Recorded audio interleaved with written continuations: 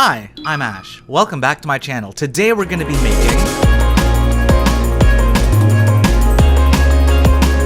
go over how to create movement in your drum patterns, some chords and songwriting tips for that liquid drum and bass sound, possibly the easiest reese bass ever, and a few little details to make your song slap. So let's start with the obvious. I start at 174 BPM because drum and bass is fast. And we can't have drum and bass without the... Essentially, we're gonna wanna make what's called a break beat. And if you don't know what that is, it's that classic do-ga, do-ga. So that looks like this and sounds like this.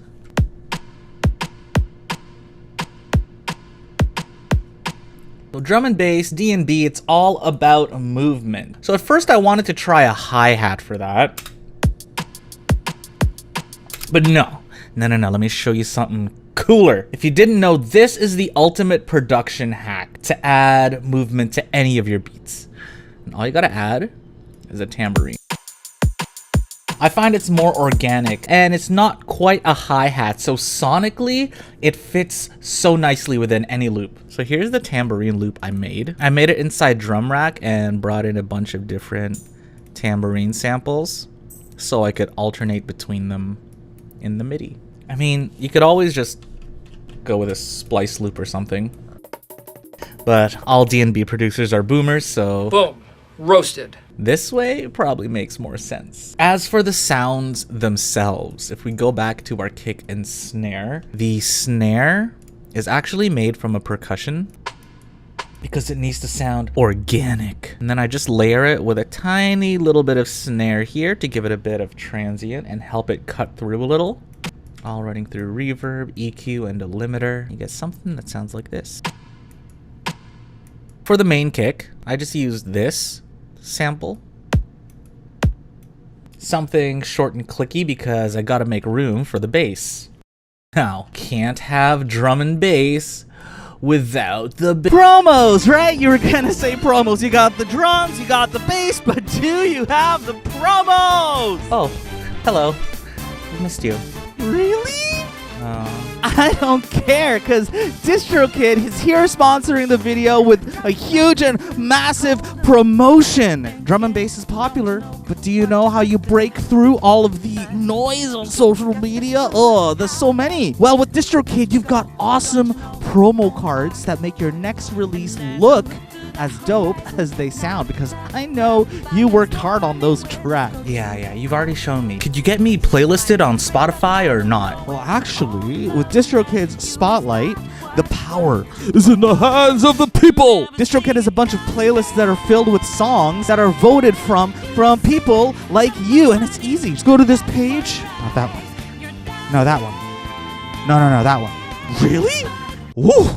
Banger! Sliding into these DMs. You need to stop. But I'm helping!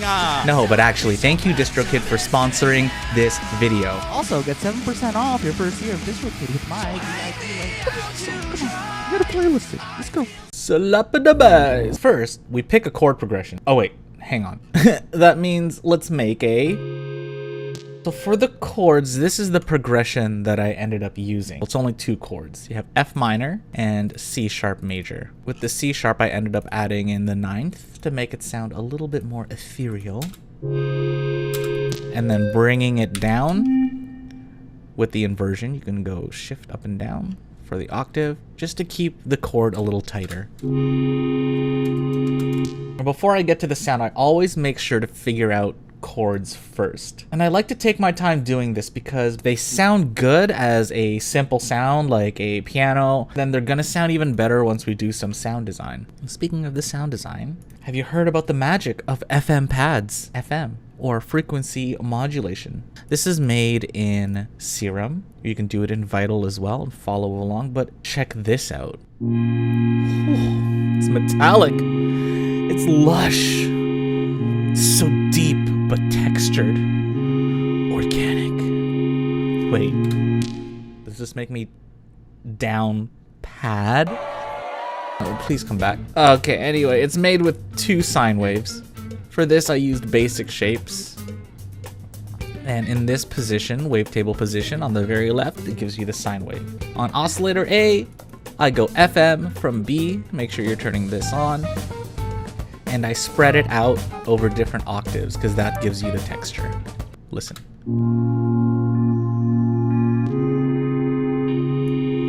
Then I set up an LFO on trigger, BPM, and bar mode. I give it this shark fin look, and I attach it to the warp mode, to the frequency, and to a little bit of this volume here.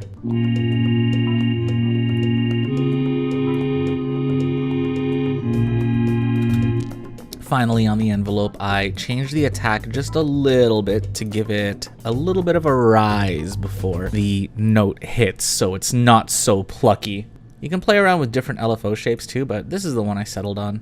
Oh, listen to that movement. Let's go back into Serum, and I added these effects mostly for widening, so you can just kind of copy these down and get a similar sound from that. And I also throw on this instant widen rack, which you can download for free on Discord. Gave it a bit of EQ to cut out the lows and highs, some OTT to bring those harmonics out even more.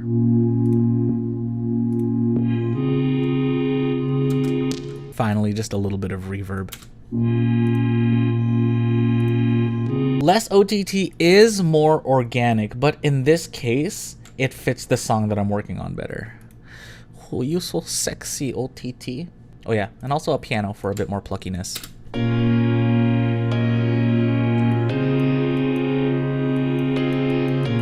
Now let's get back to this chord progression. I add in a little transition note to add rhythm because I want to keep that movement going, and it won't have that movement if I'm only changing chords on every first beat like this. So adding in the little transitionary notes and then bringing those root notes into the bass so that we have some notes to start off on. So drum and bass means reese bass. Let's go, and let me give you a quick and easy recipe. For this one, I used Serum, but it can be applied to all synths with analog oscillators. So I start with this default sawtooth wave that you can grab from Serum's initial patch, bring it down 2 octaves, and turn unison up to 16. Next, we turn on oscillator B. You can set it to any analog waveform, but for this one, I used a sine wave. Same thing, basic shapes, or you can do analog bass drum sine. This is also down 2 octaves. For this one, we keep unison at 1. This is the combination here, the combination of 1 analog at 16 unison with 1 at 1 unison. That's so confusing. Why would I say it like that? And then the final step is to run it through a low pass filter. So we turn filter on. For this one, I'm using MG low 18, but just go wild. And then once you play this through, you can play around with this cutoff knob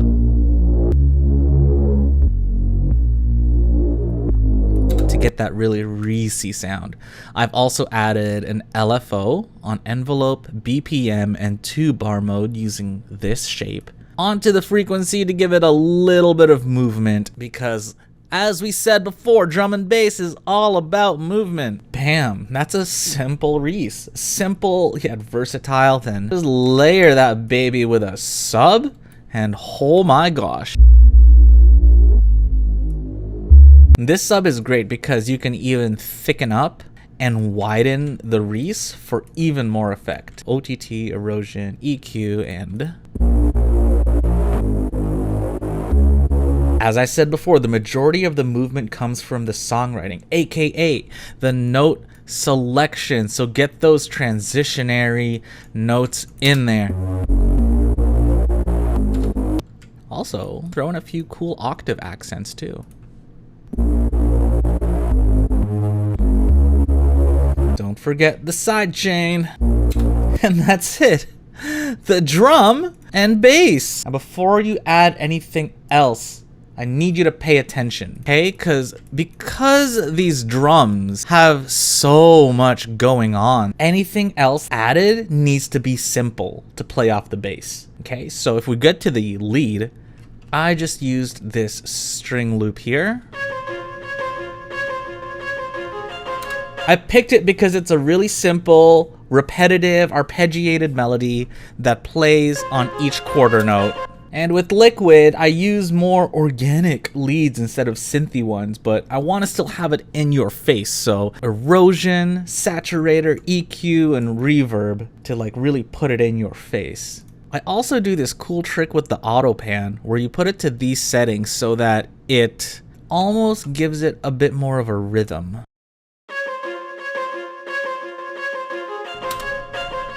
It allows you to use organic sounds but make it sound digital. Organic but digital? D&B, why are you like this? As for some final details, don't forget to add these little reverb swells. I've made it super easily by taking the first note of a piano like this, putting OTT, reverb, and a high dry wet. You can right click, freeze that, and grab this, bring it down to another channel, and look, you've got a reverb tail. All you gotta do is reverse it, and next thing you know, and let me tell you, these Liquid, melodic, the drum and bass songs aren't complete without the reverb swells, so just make that verb and listen. Makes a difference. Plus, if you're worried about your beat getting a little too repetitive, don't even worry about writing fills. All you need are almond breaks. Easy. And now since I'm the one making this, y'all know we gotta get a bit emo. So of course I've put a twinkly emo guitar.